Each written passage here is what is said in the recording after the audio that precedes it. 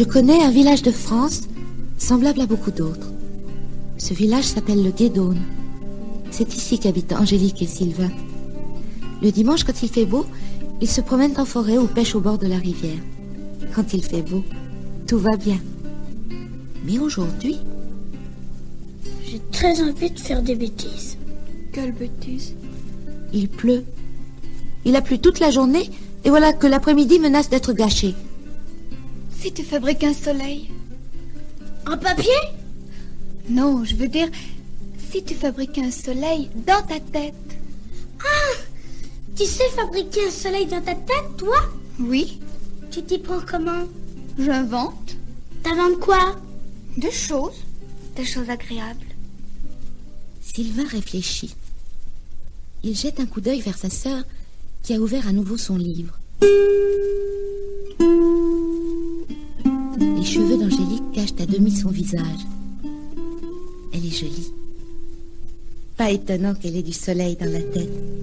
Elle en a aussi dans les cheveux, dans les yeux et dans les mains peut-être, car elle réussit tout ce qu'elle fait. Elle ressemble à ces princesses venues de royaumes inconnus et pour qui le temps ne compte pas. Angélique, je sais pas inventer. C'est peut-être parce que je suis pas douée, mais je vois que la pluie qui tombe et je n'ai pas de soleil dans ma tête. Alors mets des bottes, un imperméable, dis-toi que la pluie est aussi agréable que le soleil et va te promener. Avec toi? Non, tout seul.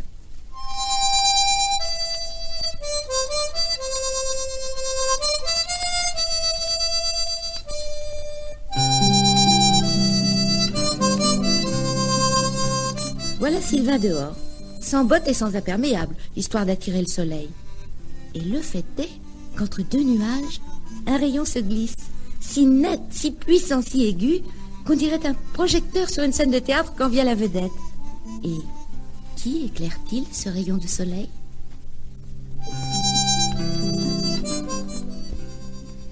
Les yeux de Sylvain s'élargissent au point de devenir rond comme ceux d'une chouette. Il est tellement ahuri qu'il ne peut faire un pas. Il est incapable même d'ouvrir la bouche pour crier de joie ou d'étonnement. Car, dans le rayon de soleil, au bord de la rivière, là où la berge descend en pente douce, et où viennent boire quelquefois les vaches du père Michaud et le cheval de Germain Friboul, qui ose secouer ses oreilles et se baigner?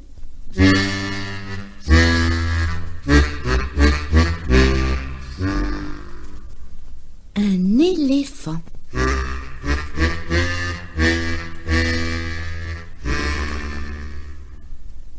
Un petit éléphant, à vrai dire. Mais un éléphant tout de même, bien vivant. Il pointe son bout de trompe vers le ciel et lance une sorte de gloussement qui signifie, en langage de bébé éléphant, « Bonjour, j'ai faim ». Personne n'a jamais appris à Sylvain le langage des éléphants.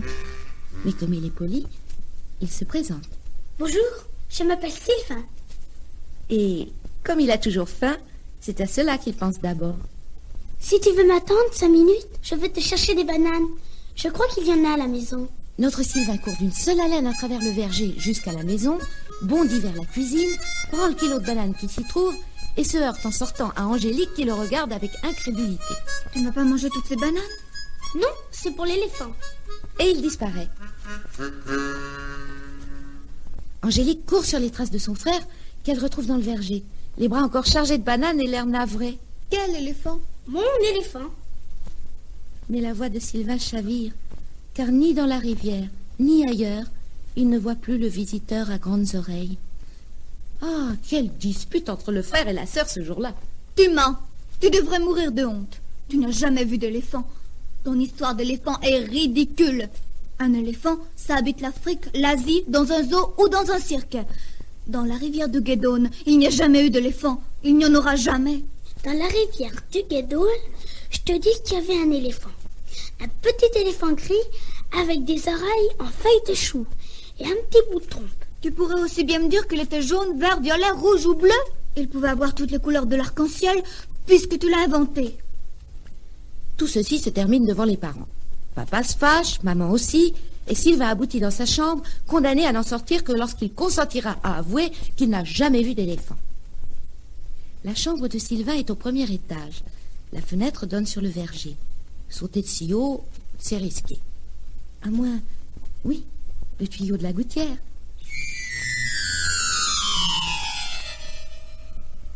Il arrive en bas sans être vu et sans la moindre égratignure.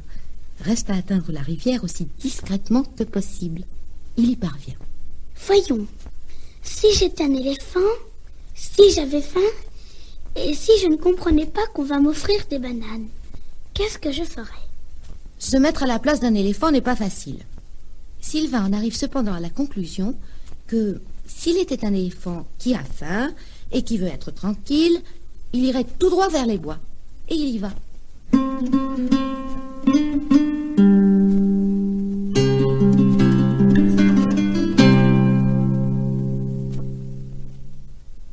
Quel étrange silence. On dirait que même les oiseaux se taisent. Pas un souffle, pas un murmure. Que se passe-t-il aujourd'hui en forêt? Sylvain découvre tout à coup, juste au bout du sentier qu'il suivait, une clairière qu'il n'avait encore jamais vue, inondée de soleil, belle, à vous donner envie de chanter. Là, entouré d'une cour de curieux, la biche aux yeux tendres, les oiseaux de jour et de nuit, les lapins à pompons blancs, les hérissons roulés en boule, les lents escargots et les lézards qui oublient d'être paresseux, le petit éléphant se gave de pousses vertes. À l'arrivée de Sylvain, tout le monde s'éclipse, sauf lui. 4 feuilles et une pâquerette lui sortent encore de la bouche lorsqu'il approche du garçon, comme s'il lui faisait les honneurs de cette forêt dont il a pris possession. Du bout de sa trompe, il cherche la main de Sylvain. Et les grands chênes feuillus, ceux qui vivent depuis tant d'années et savent tant de choses, les chênes orgueilleux, saluent à leur manière l'enfant d'éléphant et l'enfant d'homme, qui viennent en même temps de découvrir l'amitié. Jamais le Guédone n'a connu pareil désordre.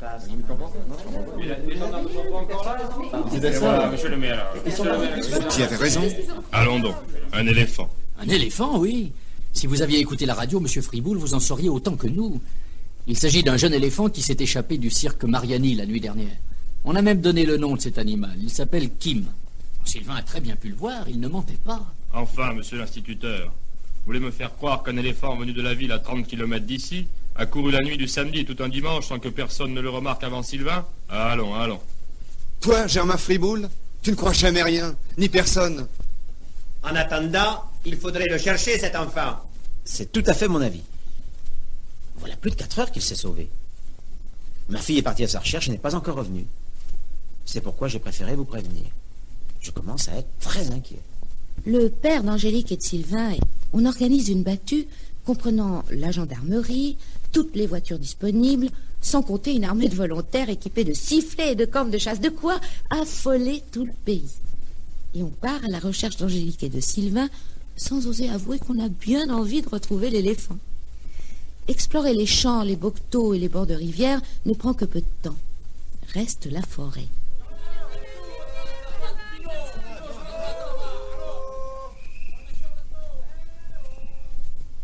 Il commence à faire nuit. Angélique est complètement perdue. Pour la 10e fois peut-être, prenant à témoin les sombres formes et les bruissements qui l'entourent, elle répète « J'aurais dû le croire. Il disait la vérité. Pauvre Sylvain. » Mais Sylvain n'est pas à plaindre. Pas plus que Kim d'ailleurs, car le hasard de leur course les a menés à une vieille cabane. Ils dorment maintenant, confortablement installés l'un contre l'autre, bien au chaud. Il semble à Sylvain que dans son rêve, la porte de la cabane s'entr'ouvre et que la lueur de la lanterne éclaire les cheveux d'Angélique.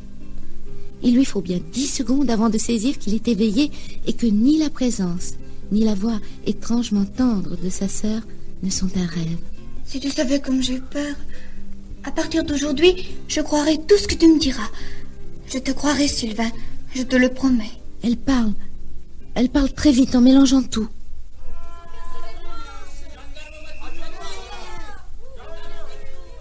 Vite, Sylvain. Il faut rentrer à la maison. Demande au petit téléphone de nous suivre.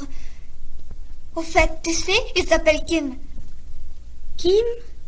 Oui, il s'appelle Kim. Ils ont dit à la radio qu'il est né en Afrique, au Kenya. C'est un chasseur qui l'a ramené en France et qui l'a vendu au cirque Mariani. Il est né dans une grande forêt.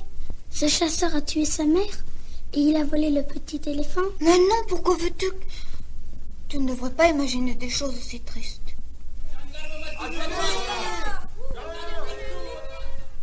Je ne veux pas qu'il nous trouve. Ferme la porte.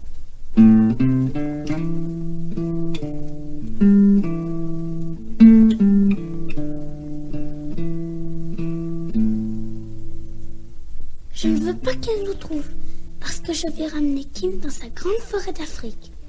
Et je resterai avec lui jusqu'à ce qu'il soit assez grand pour se défendre.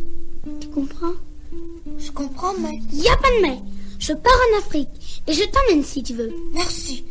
Mais tout de même, si tu apprenais de temps en temps ta géographie, tu saurais qu'il y a beaucoup de chemins entre Guédon et la forêt de Kim. Je ne crois pas que ton idée soit très raisonnable. Je voudrais bien trouver une idée raisonnable. Trouve-moi une idée raisonnable, Angélique. Vite. Je crois qu'il faut que tu laisses Kim retourner au cirque. Jamais. Attends, je n'ai pas fini. Il faut qu'elle retourne au cirque. Mais toi, il faut que tu travailles à l'école comme tu n'as jamais travaillé. Alors, tu deviendras un grand savant et tu auras le droit de faire ce que tu voudras. Tu t'occuperas des grandes forêts où vivent les éléphants, tu rachèteras Kim et tu l'emmèneras là-bas. C'est une idée raisonnable, ça? Je crois. Je ne peux pas être savant avant très longtemps. Kim sera grand et il m'aura oublié. Non, parce que les éléphants ont énormément de mémoire. Tout le monde le sait. Tu es sûr? Oui, de ça je suis sûre.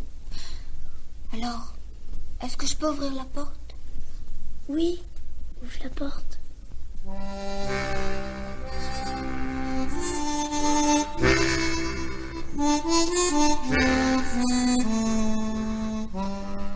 Kim repartit donc pour la ville, bien escorté, dans un beau camion, et Sylvain l'accompagna jusqu'au cirque. Pour cela, il avait eu l'autorisation de manquer l'école le lundi. Mais le mardi, il fallait le voir travailler. Il travailla tant qu'au bout d'un mois, il était le premier de sa classe. En fin d'année, il remportait tous les prix. Quand l'instituteur le félicita, au lieu de rougir ou de baisser modestement la tête, Sylvain demanda « Est-ce que je vais bientôt être savant, monsieur ?»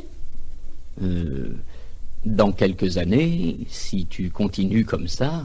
C'est à cause de mon éléphant, vous comprenez, monsieur? J'ai beau aller le voir le plus souvent possible, il commence à trouver le temps long, sa trompe allongée, monsieur. Vous savez, croyez-vous qu'on puisse mettre un éléphant dans un avion? Un éléphant adulte? Dans un avion? Je vous demandais ça, monsieur, parce que vous comprenez, quand le moment sera venu, je ne voudrais pas perdre de temps.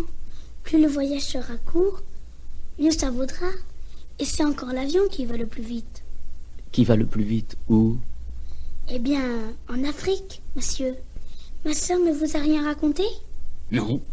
Ça m'étonne, surtout que l'idée vient d'elle. Quand je serai devenu un grand savant, j'ai l'intention d'aller vivre dans la forêt de Kim, avec lui et tous les autres éléphants. L'instituteur se garda bien de rire. Il prit Angélique à part et lui demanda comment elle s'était arrangée pour fourrer dans la tête de son frère des idées aussi hurluberlues, qui avaient cependant pour résultat de le faire remarquablement bien travailler. Est-ce que vous trouvez vraiment que ce sont des idées hurluberlues, monsieur? Je pensais au contraire que c'était une solution très raisonnable. Quand mon frère sera devenu un grand savant et quand il aura accompagné son ami Kim dans la forêt où il est né, je pense d'ailleurs que j'irai les voir de temps en temps. De toute façon, comment faire autrement puisqu'ils ne s'oublieront jamais? On ne peut rien contre l'amitié, n'est-ce pas, monsieur? C'est vrai, Angélique. On ne peut rien contre l'amitié. On ne peut rien non plus contre l'imagination d'une petite fille.